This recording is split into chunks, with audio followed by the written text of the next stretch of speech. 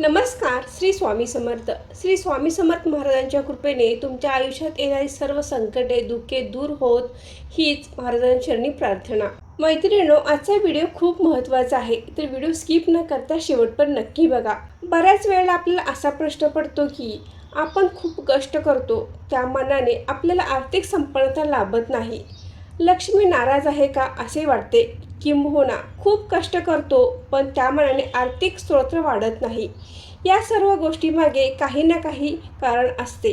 आपल्या घरातील सकारात्मक ऊर्जा आणि आपल्या घरामधील वातावरण या सगळ्याच गोष्टी लक्ष्मी प्राप्तीसाठी खूप महत्त्वाच्या असतात. आपण काय चुकतो किंवा यासाठी काही उपाय आहेत का? तर हो, नक्कीच यासाठी उपाय आहेत. घरात लक्ष्मी स्थिर व्हावी, सकारात्मकता वाढावी यासाठी काही महत्त्वाचे 10 उपाय आहेत. हे 10 उपाय केल्याने आपल्या घरामध्ये लक्ष्मी तर नांदतेच आणि सकारात्मकता देखील वाढते. आपण ज्या घरामध्ये ज्या वास्तूमध्ये राहतो ती वास्तू आपल्यावर, आपल्या मनावर, आपल्या आरोग्यावर, आपल्या आर्थिक परिस्थितीवर फार मोठा परिणाम करत असते. या वास्तूमध्ये निर्माण होणारी ऊर्जा जर सकारात्मक असेल तर ठीक, आणि नकारात्मक असेल तर बऱ्याच ठिकाणी अडचणी निर्माण करते. तर ही बाधा घालवण्यासाठी किंवा ही नकारात्मक ऊर्जा नाहीशी करून सकारात्मक ऊर्जेमध्ये तिचे रूपांतर करता येते, हे बऱ्याच जणांना माहीत नाही. खरे तर आपली वास्तू हे मंदिर असते. वास्तूत होणारे व्यवहार, त्या वास्तूत होणारे विचार, आपल्या आयुष्याच्या काही योजना आपण आखत असतो, त्यावरच आपली प्रगती अवलंबून असते. त्यामुळे जे आपण आपल्या मनामध्ये निर्माण करतो, मनाने सर्व गोष्टी करत असतो किंवा कृतीमध्ये उतरवण्याचा प्रयत्न करत असतो, हे सर्व वास्तुदेवता बघत असते आणि नकळतपणे वास्तुदेवता आपल्याला आशीर्वाद देत असते.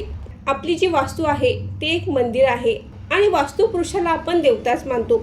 वास्तू नेहमी तथास्तु म्हणत असते, म्हणजे आपण जे काही चांगले वाईट विचार करतो त्याविषयी वास्तुदेवता आशीर्वाद देत असते आणि तथास्तु म्हणत असते. म्हणजे आपण जे काही चांगले विचार करतो, चांगले बोलतो, त्यावर वास्तुदेवता तथास्तु म्हणते. त्याप्रमाणे आपले चांगले घडत असते. आणि जर आपण घरामध्ये वाईट बोलत असेल किंवा वाईट विचार करत असेल किंवा वादावादी कटकटी असतील तर वास्तुदेवता त्यावेळी देखील तथास्तु म्हणत असते, म्हणजे तसेच घडू दे असे म्हणत असते.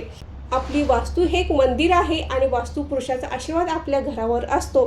त्यामुळे आपण आपल्या घरामध्ये बोलताना, वावरताना किंवा व्यवहार करताना अगदी चांगलेच बोलायचे आहेत, चांगलेच व्यवहार करायचे आहेत. भविष्याविषयीच्या ज्या योजना आहेत त्या चांगल्या पद्धतीने हाताळायच्या आहेत. त्यामुळे वास्तुपुरुषाचा आशीर्वाद आपल्याला मिळणारच आहे. वास्तू आपल्याला तथास्तुच म्हणणार आहे. आपल्या वागण्या बोलण्यावरून, व्यवहारावरून आपली वास्तुदेवता आपल्याला आशीर्वाद देत असते. त्यासोबतच आपण काही साधे सोपे उपाय आपल्या घरामध्ये दैनंदिन व्यवहारामध्ये करायचे आहेत. तर असे कोणते 10 उपाय आहेत ते आपण रोज करायचे आहेत ते आता आपण जाणून घेऊ. आपण ज्या वास्तूमध्ये राहतो त्या वास्तूमध्ये असे साधे सोपे उपाय केले तर आपल्याला त्याचा फायदाच होणार आहे. आपल्या जीवनामध्ये आमूलाग्र बदल होणार आहेत.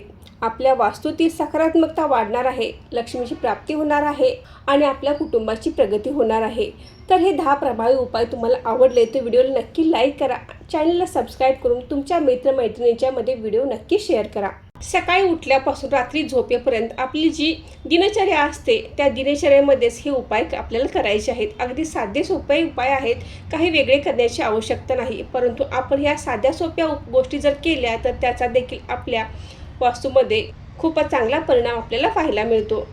सकाळी उठल्यानंतर आपण पटकन उठून उभं राहायचं नाही, तर आपण ज्या अंथरुणावर झोपतो त्या अंथरुणावरच थोडा वेळ बसून राहायचं आहे. एक 10 मिनटं आपल्याला यासाठी लागणार आहेत. तर आपण अंथरुणावरच मांडी घालून बसायचं आहे. आपल्या आयुष्यात ज्या काही योजना आहेत किंवा आपल्या आयुष्यात ज्या काही चांगल्या गोष्टी आपल्याला मिळाल्या आहेत, यापैकी 10-12 गोष्टी असतील किंवा एक 5-7 गोष्टी जरी अशा असतील की ज्या आपल्या आयुष्यामध्ये खूपच चांगल्या घडल्या आहेत किंवा आपल्या भविष्याविषयी ज्या काही चांगल्या योजना आहेत त्याबद्दल आपण आपल्या इष्टदेवतेला, परमेश्वराला, भगवंताला धन्यवाद द्यायचा आहे की मला या गोष्टी मिळाल्या आहेत आणि मी खूप खुश आहे आणि परमेश्वराचा आभार मानायचा आहे. हे खूपच महत्त्वाचे आहे. त्यानंतर आपण आपल्या हाताची दोन्ही तळवे आपल्या डोळ्यासमोर धरायचं आहे आणि आपल्याला एक मंत्र म्हणायचा आहे. करागरे वसते लक्ष्मी, कर मध्ये सरस्वती, कर मुले गुरु गोविंद, प्रभाते कर दर्शनम. हा मंत्र आपल्याला एकदा म्हणायचा आहे. त्यानंतर दोन्ही हाताचे तळवे एकमेकांना घासायचे आहेत, म्हणजे घर्षण करायचं आहे आणि संपूर्ण चेहऱ्यावरून, डोळ्यावरून आपल्या दोन्ही हाताचे तळवे फिरवायचे आहेत. यामुळे आपल्याला एक पॉझिटिव्ह एनर्जी निर्माण होते आणि आपल्या दिवसाची सुरुवाती सकारात्मकतेने होते.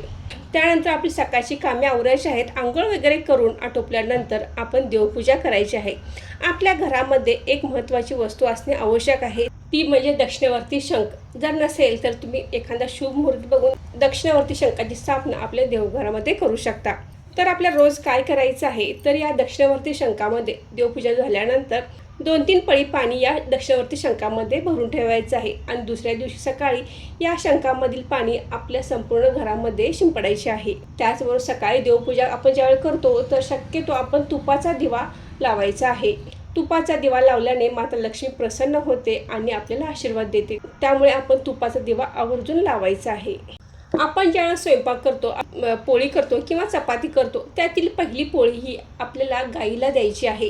ह्या पोळीसोबत किंवा या चपातीसोबत थोडासा गूळ घालून आपण ती गाईला खाऊ घालायची आहे. आता बऱ्याच जणांचा असा प्रश्न आहे की आमच्याजवळ गाय नाही किंवा आम्ही शहरात राहतो, आमच्या इथे गाय कुठून येणार.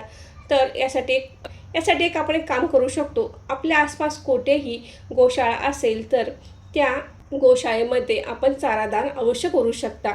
1-2 दिवसाचा चारा तुम्ही त्या गोशाळेला दान करू शकता. आपण जॉबसाठी बाहेर जात असताना किंवा कामानिमित्त बाहेर जात असताना, घरात स्त्री असू दे किंवा पुरुष असू दे, तर आपल्याला रस्त्यामध्ये कुत्रे दिसतात. तर एखादे काळे कुत्रे दिसले तर आपण आवर्जून पोळी किंवा बिस्किट किंवा कुत्र्यांचे जे खाद्य असते, पेडिग्री, असे आपण आपल्यासोबत ठेवले आणि एखादे काळे कुत्रे दिसले तर त्यांना ते खाऊ जरूर घालावे. गाईला आणि कुत्र्याला आपण जर खाऊ घातले तर आपल्या मागे असणारा पितृदोषाचा त्रास कमी होतो. त्यामुळे आवर्जून हा उपाय देखील आपण रोज करायचा आहे. रोज करणे शक्य नसेल तर आठवड्यातून 1दा किंवा 2दा हा उपाय जरूर करावा. तुम्ही जर कपडे किंवा चप्पल खरेदी करणार असाल तर ती शुक्रवारी करावी. त्याच दिवशी म्हणजे शुक्रवारीच आपली जुनी कपडे, खराब झालेले कपडे असतील किंवा चप्पल तुटलेली असेल, खराब झालेली असेल तर ते शुक्रवारीच फेकून द्यायचे आहेत, म्हणजे आपल्या घरातून बाहेर टाकून द्यायचे आहेत. सायंकाळच्या वेळी आपल्या देवघरामध्ये आपण दिवा लावायचा आहे. हा दिवा आपण तेलाचा लावायचा आहे आणि तुळशीजवळ जो दिवा लावणार आहोत तो आपण तुपाचा लावायचा आहे. घरामध्ये शक्य असेल तर लहान मुलांना आपल्या मुलांना घेऊन किंवा एकत्र सहकुटुंब आपण एखादी प्रार्थना म्हणावी किंवा श्री स्वामी समर्थ या मंत्राचा जप करावा किंवा स्वामींची आरती करावी. या उपायाने देखील घरातील वातावरण सकारात्मक होते आणि घराची आध्यात्मिक प्रगती होते. सायंकाळच्या वेळी घरामध्ये कापूर अवश्य जाळावा. शक्य असेल भीमसेनी कापूर जाळावा. यामुळे घरातील नकारात्मक ऊर्जा निघून जाते. घरामध्ये ज्या ठिकाणी वास्तुदेवता आहे, म्हणजे ज्या ठिकाणी आपण वास्तुदेवता निश्चित केली आहे त्या ठिकाणी नतमस्तक व्हावे. वास्तुदेवतेला मनोमन प्रार्थना करावी. वास्तुदेवता आम्हाला आशीर्वाद द्यावा व आमच्या मनोकामना इच्छा पूर्ण कराव्यात, आम्हाला यश द्यावे अशी मनोमन प्रार्थना करावी. रात्री झोपताना आपले किचन स्वच्छ करून झोपावे. आपला जो किचन ओटा आहे तो स्वच्छ करून ठेवावा. खरकटी भांडी किंवा शिळे अन्न तसेच ठेवू नये. तर आपण ते सर्व स्वच्छ करून मगच झोपायचं आहे. झोपण्या अगोदर देखील आपण आपल्या इष्टदेवतेचे, आपल्या गुरूंचे आभार मानायचे आहेत आणि परत एकदा आपल्याला ज्या चांगल्या गोष्टी आपल्या आयुष्यात घडलेल्या आहेत त्याबद्दल परमेश्वराचे आभार मानायचे आहे, परमेश्वराला धन्यवाद द्यायचा आहे आणि मगच आपण झोपायचं आहे. झोपताना आपले डोके दक्षिणेकडे असावे, म्हणजे सकाळी उठल्यानंतर आपले तोंड हे उत्तरेकडे होईल. अशा पद्धतीने आपण झोपायचं आहे. आपल्याला बऱ्याच वेळा असे वाटते की लक्ष्मी रुसली आहे किंवा आपली कुलदेवता रुसली आहे, तर आवर्जून आपण प्रत्येक बुधवारी, शुक्रवारी देवीला पांढरी फुले, पिवळी फुले अर्पण करायची आहेत आणि बुधवारी आणि शुक्रवारी देवीला अननसाचा भोग चढवायचा आहे. हे अतिशय महत्त्वाचे आहे. आपल्या कुलदेवता, कुलदेवी यांची वेळोवेळी स्मरण करायचं आहे. कुलदेवीचा एखादा मंत्र असेल तर देखील आपण शुक्रवारी म्हटला तरी देखील चालेल. यामुळे देखील आपल्या कुलदेवीचे आशीर्वाद आपल्याला मिळत असतात. तर आवर्जून आपल्या कुलदेवीचा एखादा मंत्र जरूर म्हणावा. घरात वावरताना, बोलताना आपण नेहमी चांगलेच बोलायचे आहे. जर आपण अपशब्द भांडलो, कटकटी घरामध्ये सतत कटकटी होत असतील तर वास्तू देखील तथास्तु म्हणत असते. तर आपण ह्या गोष्टी टाळायच्या आहेत. घरामध्ये नेहमी पॉझिटिव्ह बोलायचं आहे आणि पॉझिटिव्हच विचार करायचे आहेत. त्यामुळे नक्कीच आपल्या आयुष्यामध्ये याचा आपल्याला लाभच होणार आहे. आपल्या जीवनामध्ये आमूलाग्र बदल घडण्यासाठी या गोष्टी खूप महत्त्वाच्या आहेत. तर मैत्रिणींनो, आजचा व्हिडिओ इथेच थांबवते. आजची माहिती कशी वाटली कमेंट करून नक्की सांगा. व्हिडिओ आवडला तर लाईक करा, शेअर करा आणि सारिका भक्ती विश्व या यूट्यूब चॅनल सबस्क्राईब करा. धन्यवाद.